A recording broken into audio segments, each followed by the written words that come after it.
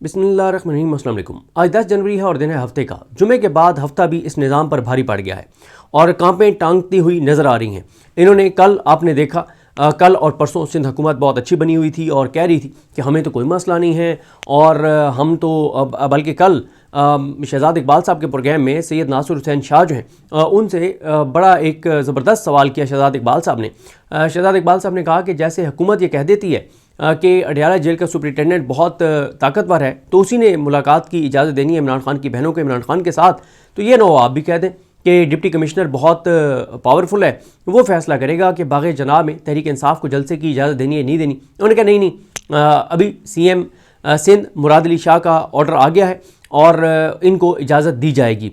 अच्छा, इस पर कल रात सुहेल वड़ाई साहब का एक व्लॉग आया और सुहेल वड़ाई साहब ने उसमें ये दावा किया कि पीपल्स पार्टी की सिंध हुकूमत ने जिस तरह से PTI को स्पेस दी है तो इससे इस्टेब्लिशमेंट खुश नहीं होगी, लेकिन कोई मसला नहीं है, इस्टेब्लिशमेंट को पीपल्स पार्टी मना लेगी। और सुहेल वड़ाई साहब का ये जुमला ये था कि पीपल्स पार्टी और नून लीग दोनों फील्ड मार्शल की टीम का हिस्सा हैं और दोनों इस निज़ाम का हिस्सा हैं और दोनों का कोई मसला नहीं है, दोनों इस निज़ाम के साथ हैं, दोनों इस वक्त जो सिस्टम चल रहा है उसके साथ चलने को तैयार है। लेकिन बहरहाल इस्टेब्लिशमेंट इस बात पर नाराज़ होगी जो पीपल्स पार्टी ने PTI को स्पेस दी है। लेकिन अभी तक बहरहाल ये सवाल तो है कि मतलब पीपल्स पार्टी क्या इतनी उनकी हैसियत जुर्रत और औकात है पीपल्स पार्टी की कि पीपल्स पार्टी इस्टेब्लिशमेंट की इजाज़त के बग़ैर जो है वो वहाँ पे PTI को कुछ स्पेस दे दे। लेकिन चाहे इजाज़त से स्पेस दी, इजाज़त के बगैर स्पेस दी, लेकिन जिस तरह के मनाजिर कराची से कल आए हैं उसके बाद कांपें तो टांग गई हैं। कल आपने देखा कि 2 बजे से लेकर रात 2 बजे तक, बल्कि तकरीबन 1:30 बजे से लेकर रात 2 बजे तक 12-13 घंटे जो सुहेल आफरीदी सड़कों पर रहे और जो मनाजिर थे उसने इस निज़ाम को खौफज़दा कर दिया है। अच्छा, अब इसी तरह से लाहौर में आप देख लें, लाहौर में जो अल्लामा राजा नासिर अब्बास साहब और महमूद चकज़ई साहब गए हुए हैं, कल भी उनके विज़िट पे हमने बात नहीं की, आज भी अब तक की जो एक्टिविटीज़ हैं उस पर हम बात नहीं कर सके, उस पर हम बात करेंगे। लेकिन उन्होंने भी माहौल गरमा दिया है, उन्होंने भी माहौल बना दिया, उन्होंने भी लाहौर की ज़मीन जो है ना वो शरीफ ख़ानदान पर गर्म कर दी है।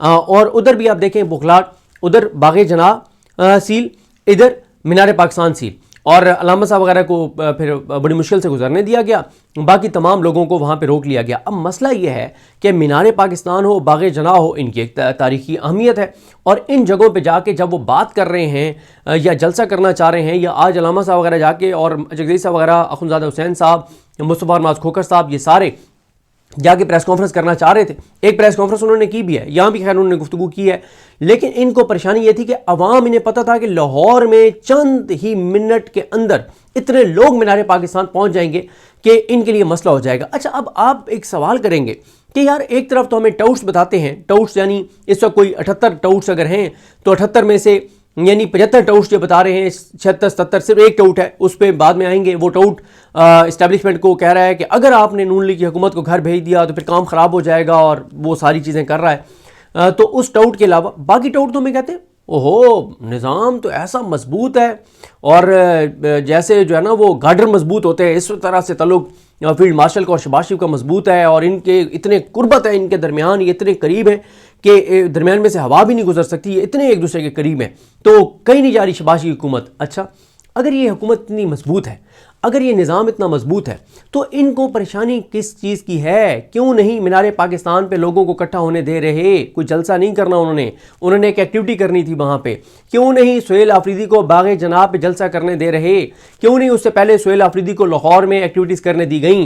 इन्होंने मार्केटें बंद करवाईं, इन्होंने अल्लामा इकबाल के मज़ार तक को सील कर दिया, वहाँ नहीं जाने दे रहे थे, इन्होंने फूड स्ट्रीट बंद कर दी, इन्होंने सड़कें बंद कर दी, इन्होंने लिबर्टी मार्केट बंद कर दी, इन्होंने रेस्ट एरियाज़ जो हैं इसके ऊपर जो मोटरवे के ऊपर वो बंद किए। अल्लामा राजा नासिर अब्बास वगैरह GT रोड पे गए तो उधर इन्होंने गाड़ियाँ तोड़ी, बर्बरियत की। वजह क्या है? वजह इसकी है, मैं आपको एक लतीफ़ा मुख्तसर सा सुना देता हूँ कि वो एक कहते हैं ना कि एक बुज़ुर्ग जो थे उनके लिए कोई दुआ थी, तो उनके लिए वो जो मौलवी साहब थे तो वो ज़रा आपको पता है ज़रा पैसे वाला घर हो तो मौलवी साहब दुआ भी लंबी करवाते हैं, तो मौलवी साहब ने बड़ी लंबी उनके लिए दुआ करवाई और अब दुआ करवाई जा रहे हैं मौलवी साहब के अल्लाह ताला उनके दर्जात बुलंद करेगा और अल्लाह ताला उनको जन्नत में आला मकाम देगा और ये और वो और फलां। तो वो एक उनका नौजवान बैठा था, उस बुज़ुर्ग का कोई जो भी लगता होगा, उसने तंग आके, या जब दुआ ख़त्म हो गई, उसने मौलवी को कहा तुम जितनी मर्जी दुआएं करो, उसके करतूत और कारनामे मैंने देख रखे हैं, वो बख्शा नहीं जाएगा, वो नहीं जन्नत में जाएगा जो उसके करतूत और कारनामे थे।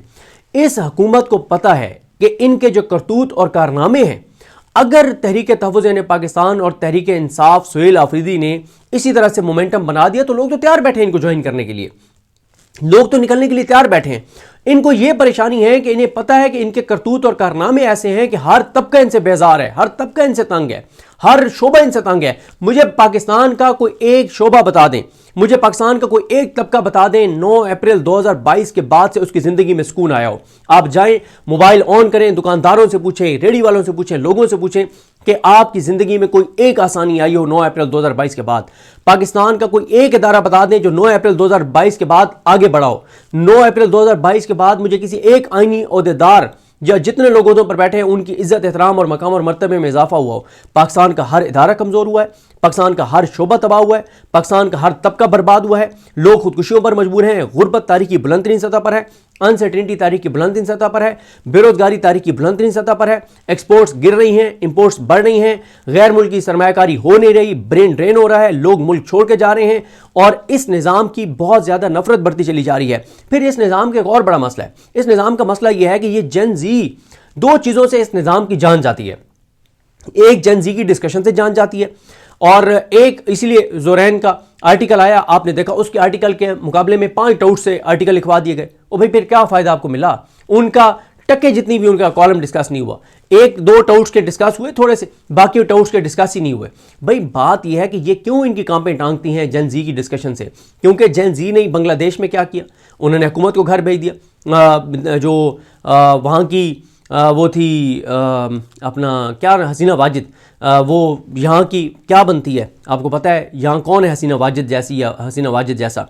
तो वहाँ हसीना वाजिद को जिस तरह से जेन जी ने, नौजवानों ने, स्टूडेंट्स ने घर भेजा, नेपाल में जो कुछ हुआ, श्रीलंका में जो कुछ हुआ, इस निज़ाम की कांपें टांगती हैं इस बात से कि ये जेन जी की डिस्कशन नहीं होनी चाहिए। ये बात नहीं होनी चाहिए कि नौजवान इतने पावरफुल हैं कि उन्होंने 3 मुल्कों के अंदर हुकूमतों को घर भेज दिया है, निज़ाम को हिला के रख दिया है। और फिर इनको इसीलिए जब ये जो कुछ बांग्लादेश में होता रहा, पाकिस्तान के टीवी चैनल्स को मना किया गया कि आपने ये विजुअल्स नहीं दिखाने, आपने ये वीडियोस नहीं चलानी, कहीं हमारे मुल्क के नौजवानों को जो है वो उनको एक नज़र ना आ जाए कि यार ये तो इस तरह से तो हुकूमतों को घर भेजा जा सकता है, इस तरह से तो निज़ाम को बदला जा सकता है, इस तरह से तो अपने मुल्क के मुस्तकबिल को बचाया जा सकता है। तो इसलिए वो वीडियोस नहीं चलने दी गई।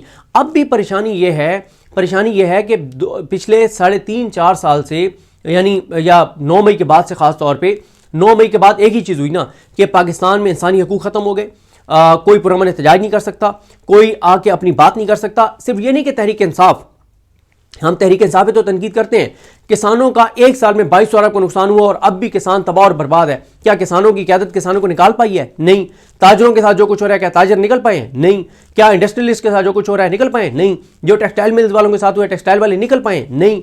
जो इस वक्त तलबा के साथ हो रहा है उसमें तो खैर कोई तलबा की वो नहीं है, आप जिसे कहें कि जो तलबा तंजीमें उस तरह से एक्टिव नहीं हैं, या उनकी जो एक और वो होता है, बहरहाल तलबा को कोई इस तरह का फोरम नहीं है, तलबा की तंजीमें उस तरह से एक्टिव नहीं है, इसलिए तलबा नहीं निकल पा रहे। यूथ की कोई रिप्रेजेंट करने वाली कोई और ऐसा फोरम नहीं है जो हाँ, तलबा का मैं बात कर रहा था, तलबा यूनियन नहीं है, अच्छा, और तलबा तंजीमें भी एक्टिव नहीं है।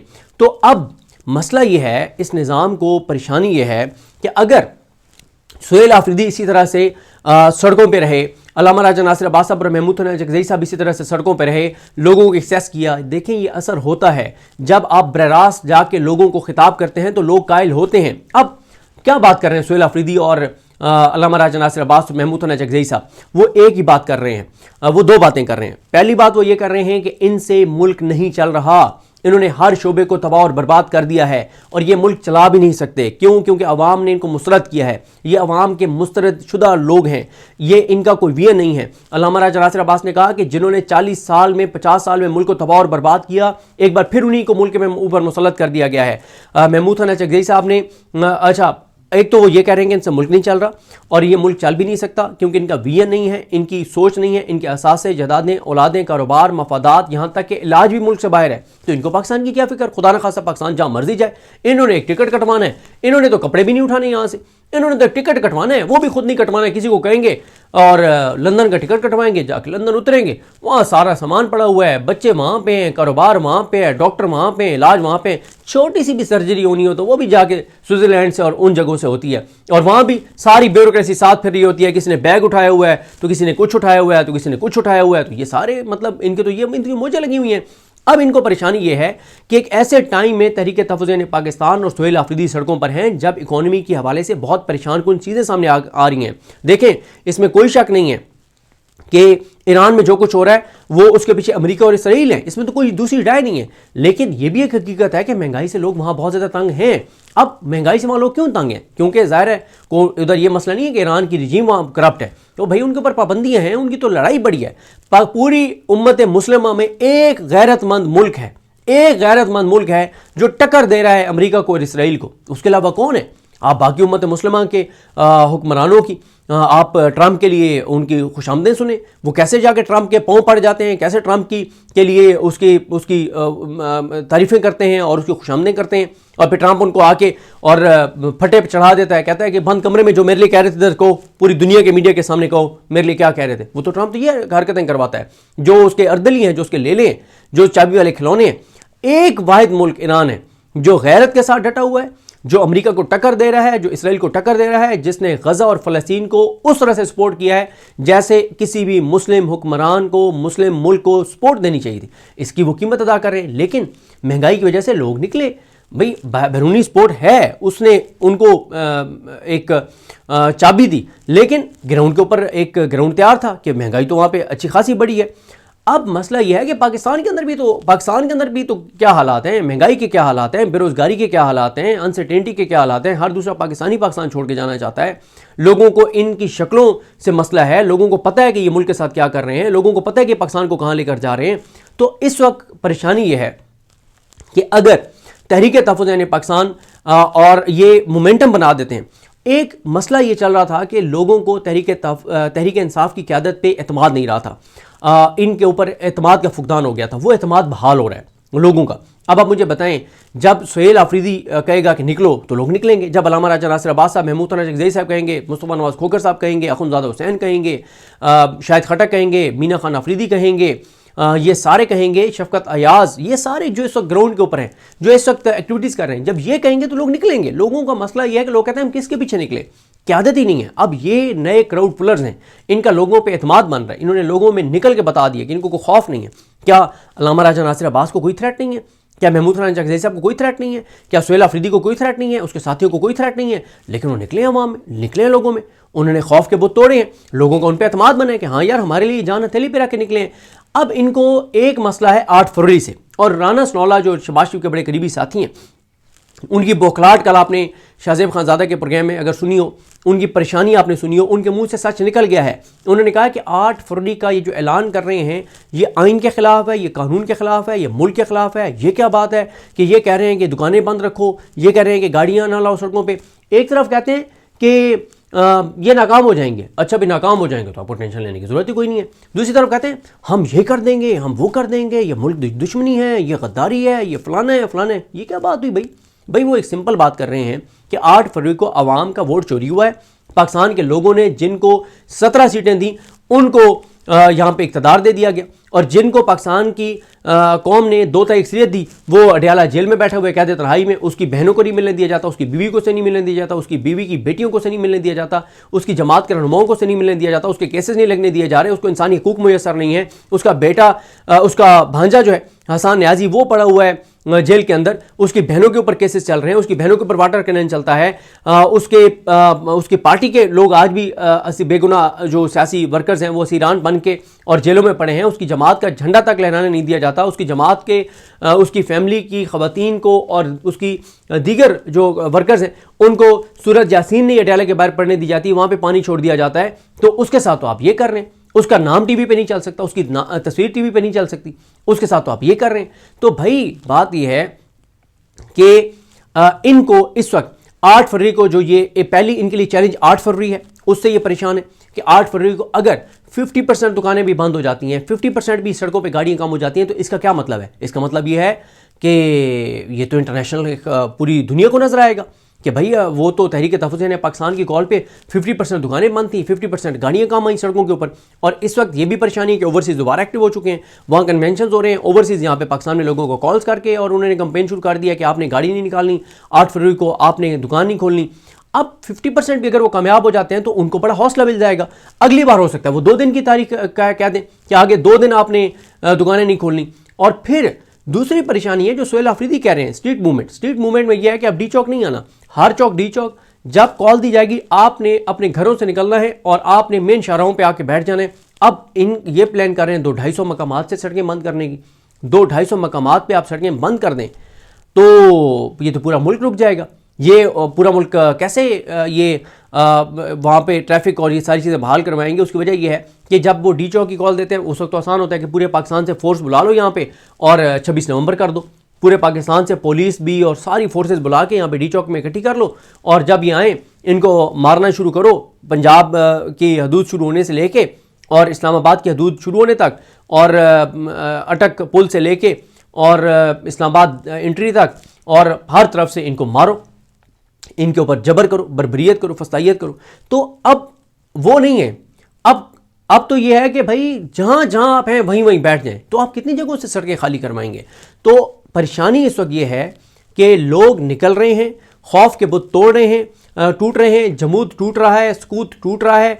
पीटीआई के और तहरीक तहफ़्फ़ुज़ ने पाकिस्तान की लीडरशिप नई क्राउड पुलर बन गई है, लोगों का इन पर एतमाद बढ़ रहा है। और एक ऐसे हालात में ये सब कुछ हो रहा है जब मुल्क की इकोनॉमी तेज़ी से नीचे जा रही है, जब मुल्क के हालात माशी तौर पे तेज़ी से ख़राब हो रहे हैं, जब महंगाई बहुत ज़्यादा बढ़ रही है। ऐसे में ये सारी ग्राउंड के ऊपर एक्टिविटीज़ होना, इस बात की इनको परेशानी लगी हुई है कि करतूत हमारे ऐसे हैं कि लोग निकल आएंगे, किसी वक्त भी ट्रिगर हो जाएगी चीज़ खुदा न खास्ता, और हाथ इनके मामलात इनके हाथ से निकल जाएंगे।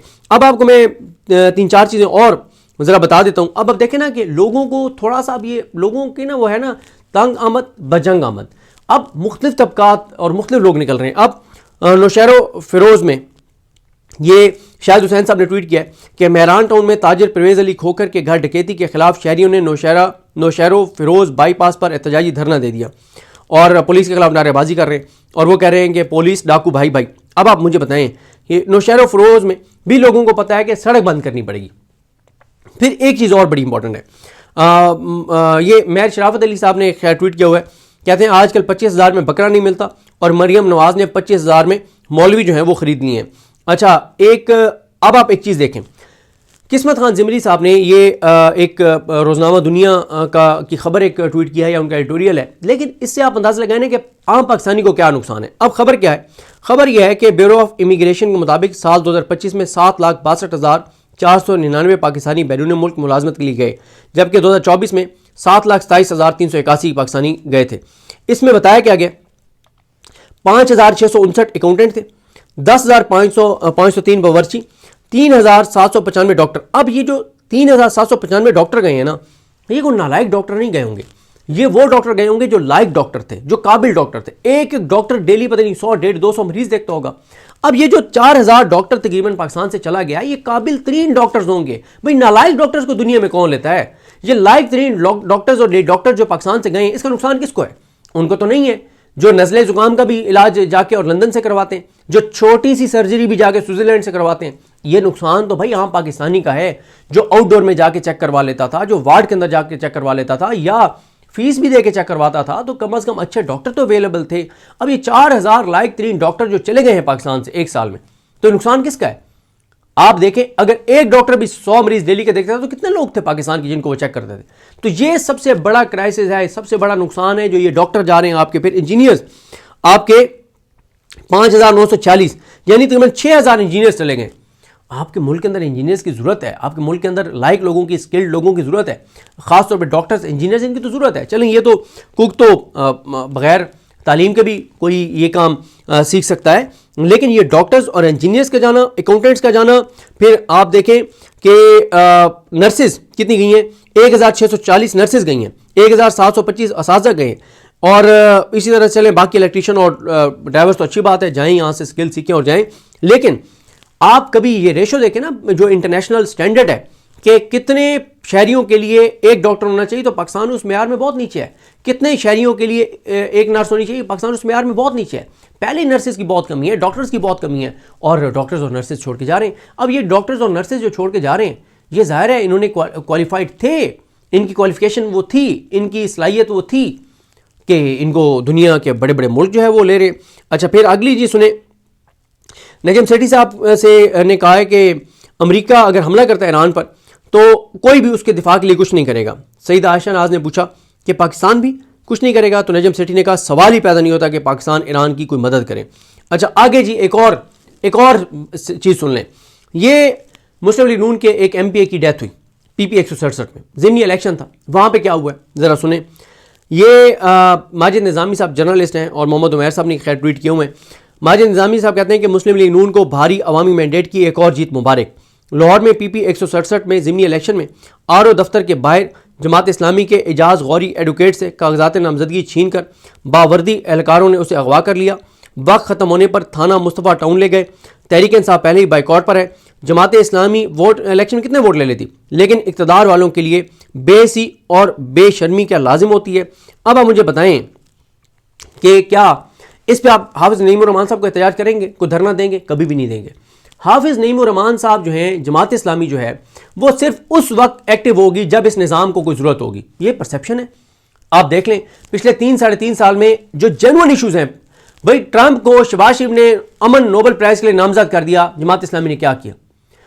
गजा के अमन प्लान जो ट्रंप का था उसको पाकिस्तान ने सबसे ज़्यादा बढ़ चढ़ के सपोर्ट किया। जमात इस्लामी ने क्या किया? जमात इस्लामी किसी जेन्युइन इशू पे हुकूमत मुखालिफ में आपको एक्टिव नजर नहीं आएगी। अब देना जमात इस्लामी धरना, अब करवाया ना कैंसिल इस इलेक्शन को, नहीं करवाएगी।